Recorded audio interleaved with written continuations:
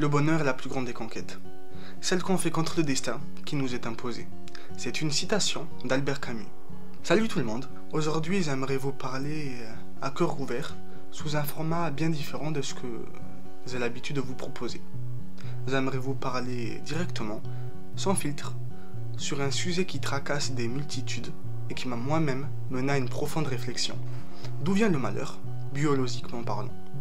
Et a-t-il un lien avec l'intelligence? On va explorer cette question sous deux angles différents.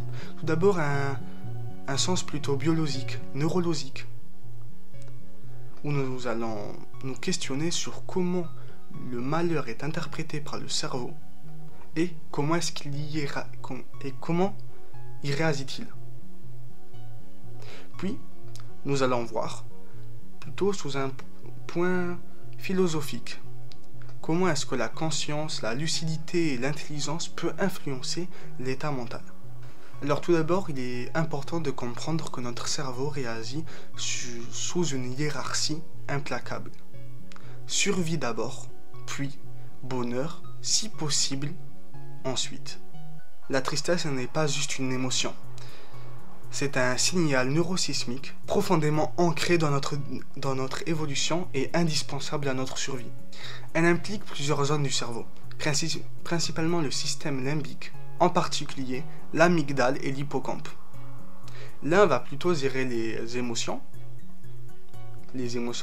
archaïques notamment, la colère, le stress, l'anxiété, la tristesse, et l'autre partie du cerveau va plutôt gérer les émotions à long terme. Hippocampe, émotions à long terme, amygdale, ce sera plutôt les émotions archaïques. Attention, quand je parle d'hippocampe, je ne parle pas du tout de l'animal, mais bien de la zone du cerveau, qui a le même nom que l'animal. Et quand je parle d'amygdale, je parle encore une fois du zone du cerveau et pas la partie du corps. Lorsque nous vivons une perte ou un échec, au niveau du cerveau, il y a plusieurs choses qui vont être perturbées, notamment la dopamine, la cortisol ou encore la sérotonine. La cortisol, hormone du stress, va augmenter. Tandis que la dopamine, eh bien ce sera l'inverse. Cette hormone qui gère plutôt le bonheur, elle va diminuer.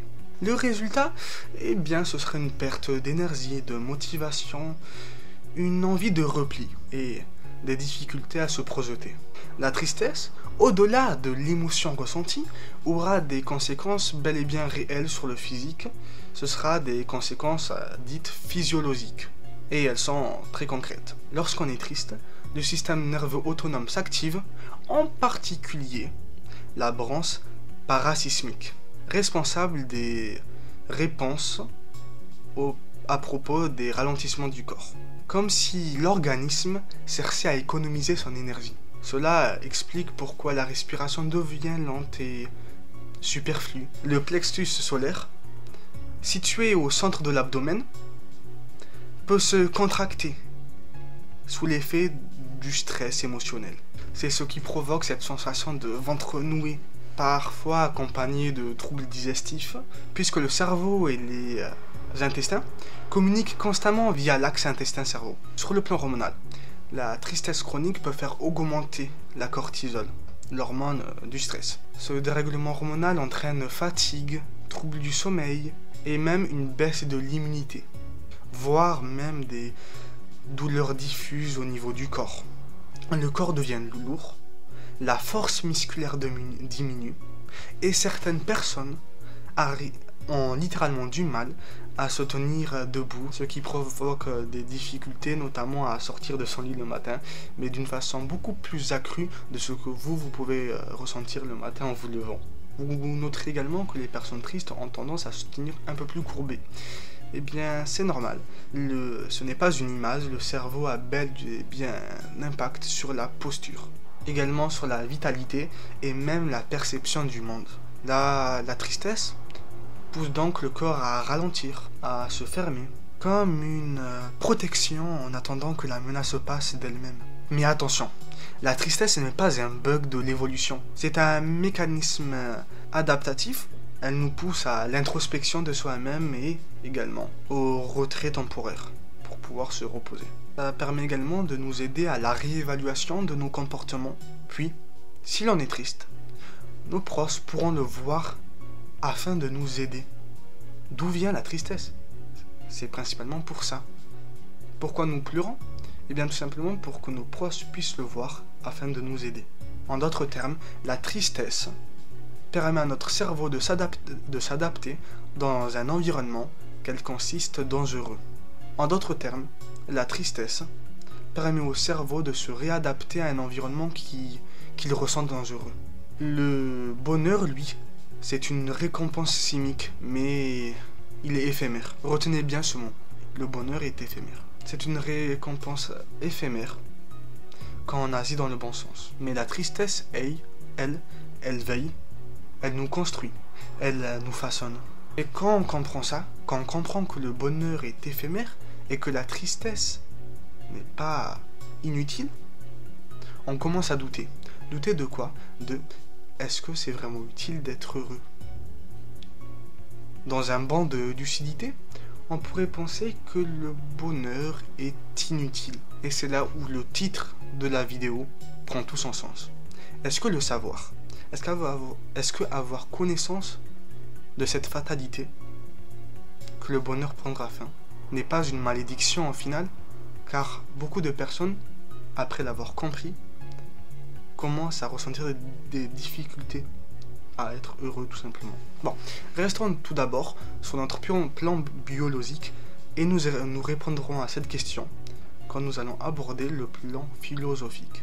Donc la joie au niveau biologique est en réalité une récompense chimique, un leurre temporaire. Elle est en réalité un signal du cerveau qui nous dit que tu fais ce qu'il faut, il faut continuer dans cette voie-ci. Mais ce signal, pour être efficace, ne peut pas être constant. Admettons que vous soyez constamment heureux. Eh bien, vous n'allez plus fournir autant d'efforts pour changer votre vie, car vous êtes déjà heureux.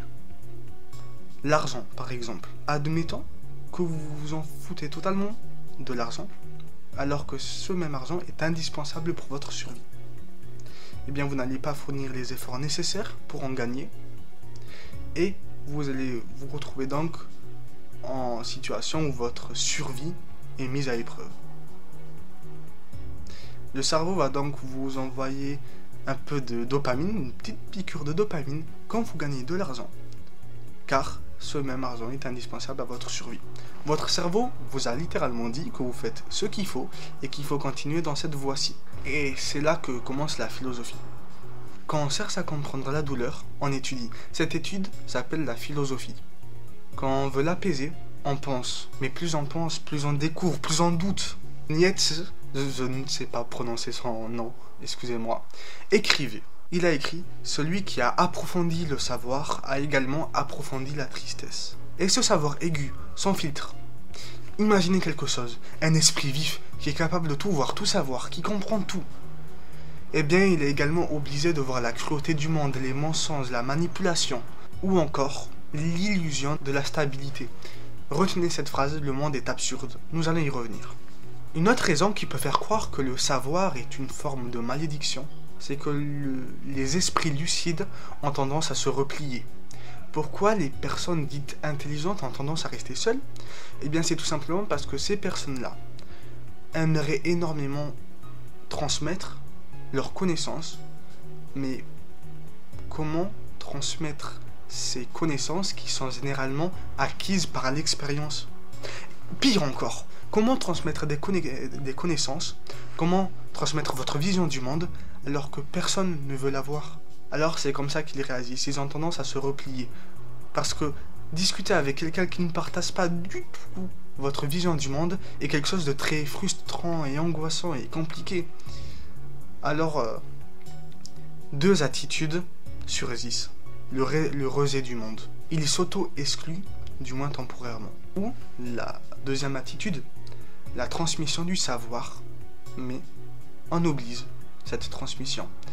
Ces personnes-là ont tendance à paraître perturbées, dérangées, un peu farfelues et excentriques.